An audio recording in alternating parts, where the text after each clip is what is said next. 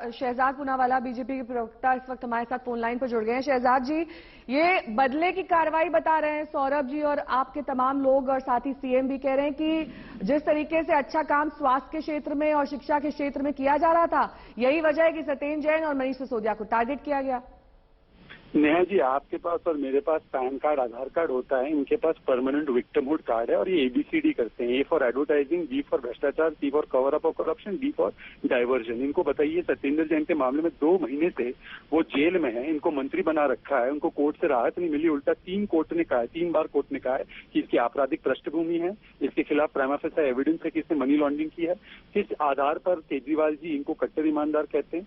एक कट्टर भ्रष्ट व्यक्ति को आज भी मंत्री बनाए रखा है, VVIP देते हैं और कहते हैं ये विद्वेष की भावना है। क्या कोर्ट विद्वेष की भावना करता है? जहां तक सवाल है लिकर स्कैम का, आपको पता होगा नई लिकर पॉलिसी को स्क्रैप करके इन्हीं की सरकार ओल्ड पॉलिसी पे गई, मतलब कि भ्रष्टाचार हुआ, ये खुद इन्होंने माना है। चीफ सेक्रेटरी की रिपोर्ट को आधार बनाते हुए LG साहब ने CBI प्रोब मांगी है और उसमें हमने कुछ स्पष्ट सवाल पूछे। मीनाक्षी लेखी जी, संबित जी, मैंने कुछ स्पष्ट सवाल पूछे। वो क्या सवाल थे? 144 करोड़ का वेवर क्यों दिया? 30 करोड़ की EMD क्यों लौटा दी इलीगली? आपने 50 रुपए प्रति क्रेट कैसे डिस्काउंट दिया? मैन्युफैक्चरिंग कंपनीज को कैसे रिटेल में आने दिया? ब्लैक लिस्टेड कंपनीज को कैसे रिटेल में आने दिया? ये सारी चीजों पर शो कॉज नोटिस।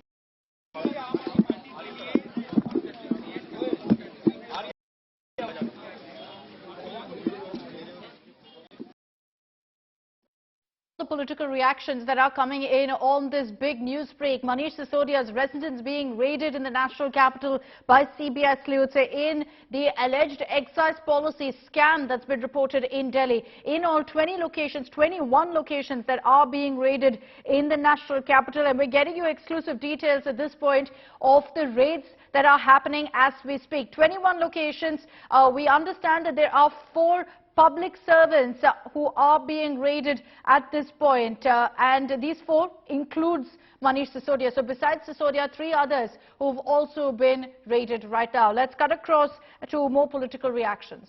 जो लोग भ्रष्टाचार में दीन है, वो आज भ्रष्टाचार बचाव कर रहे हैं। एक समय पर इंडिया अगेंस्ट करप्शन कहते थे, आज तो ये आप विद करप्शन हो गया। तो मैं इनसे दरख्वास्त करूंगा कि तू इधर उधर की बात ना कर। केजरीवाल जी, ये बताओ कि कैसे दिल्ली की जनता को लूटा? वो तो ये कह रहे हैं कि न्यूयॉर्क टाइम्स में उनके काम की सराहना हुई, फोटो छपी, ये बात आपको रास नहीं आई? नेहा जी, मैं न्यूयॉर्क टाइम्स को ज्यादा तवज्जो दूं या मेरे देश के कोर्ट को ज्यादा तवज्जो दूं? दिल्ली हाई कोर्ट ने क्या कहा है सत्येंद्र जैन जी के महान कामों के बारे में? दिल्ली की ट्रायल कोर्ट ने क्या कहा है उनके महान कामों के बारे में? जरा उसको उनको बोलिए, पढ़ें। मुझे लगता है न्यूयॉर्क टाइम्स में ज्यादा समय बिताने से अच्छा कोर्ट के आदेश पढ़ें। अगस्त 2019 का आदेश है और पिछले महीने के 2 आदेश है कोर्ट के, हाई कोर्ट के और ट्रायल कोर्ट के। So reactions pouring in right now. The BJP is going ahead and defending this move, saying that the need of the hour was to investigate this particular policy and the alleged irregularities in the excise policy. Kapil Mishra of the BJP is joining us on this broadcast. Mr. Kapil Mishra, the Aam Aadmi Party is saying this is vendetta, that the central government is jealous of how the Delhi government has functioned and the appreciation for the Delhi government. नहीं, central government की तो इसमें बात ही नहीं है। सत्येंद्र जैन के case में तो केजरीवाल ने क्लीन चिट दे दी थी और हाई कोर्ट ने उनको अरेस्ट किया हुआ है। हाई कोर्ट ने जमानत देने से मना कर दिया है, चार्जशीट हो चुकी है। अब सिसोदिया के शराब घोटाले की जांच कहां से शुरू हुई है? कोर्ट के द्वारा शुरू की गई है। अब अगर जांच उनके मंत्री के दरवाजे तक पहुंची है तो जांच हो जाने दीजिए।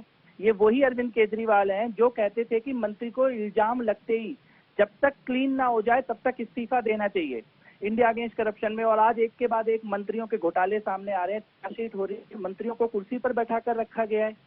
दिल्ली की अब तक की सबसे भ्रष्ट सरकार है और अब इनके भ्रष्टाचार सामने आने लगे हैं। कपिल मिश्रा जी, लेकिन सिसोदिया ने यह भी बोल दिया कि हम कोऑपरेट करेंगे CBI इन्वेस्टिगेशन के साथ। करना ही पड़ेगा, इसके अलावा कोई विकल्प नहीं है।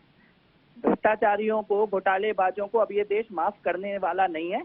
जिन्होंने भी, और ये तो शराब के मामले में लिप्त है, यानी एक तरफ शराब माफिया से पैसे भी लूटे और दूसरी तरफ दिल्ली की जनता कितने परिवारों को बर्बाद करने का काम किया ठेके खुलवाकर।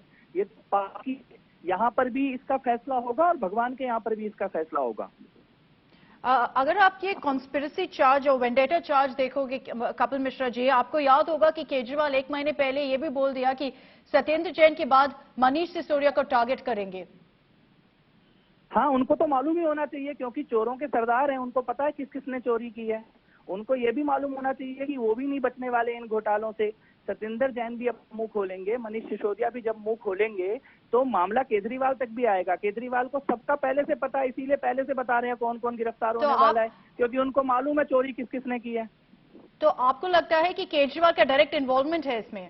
100% इन्वॉल्वमेंट है। मैं पिछले 6 साल से बोल रहा हूँ, सत्येंद्र जैन, मनीष सिसोदिया और केजरीवाल घोटाले में जाएंगे। 2 विकेट गिर चुके हैं, तीसरा विकेट गिरेगा जरूर। ऑपोजिशन ये मानते हैं कपिल मिश्रा जी कि ये सब पॉलिटिकल वेंडेटा है, क्योंकि सिर्फ ऑपोजिशन लीडर्स को रेड करते हैं सीबीआई और ईडी, बीजेपी लीडर के खिलाफ कुछ नहीं हो जाता है। कांग्रेस देश को, और जब केस सामने आया तो बोल रहे हैं कि अपोजिशन को खाली कर रहे हैं। अगर आपने घोटाला नहीं किया तो जांच से आप डर क्यों रहे हो? और यही अरविंद केजरीवाल भ्रष्टाचार के खिलाफ सड़कों पे उतरते थे, शीला दीक्षित के खिलाफ उतरते थे, बाद में कोई जांच नहीं हुई। आज जब उनके खुद के मंत्रियों की जांच हो रही है तो जो बात वो बाकी मंत्रियों के बोलते थे वो ही सिद्धांत अपने मंत्रियों पर लागू करें और उनका इस्तीफा लेकर दिखाएं जब तक जांच पूरी नहीं होती। क्यों कुर्सी पर बैठा रखा है सत्येंद्र जैन और मनीष सिसोदिया को? Okay, Kapil Mishra, thank you for joining us here on India Today.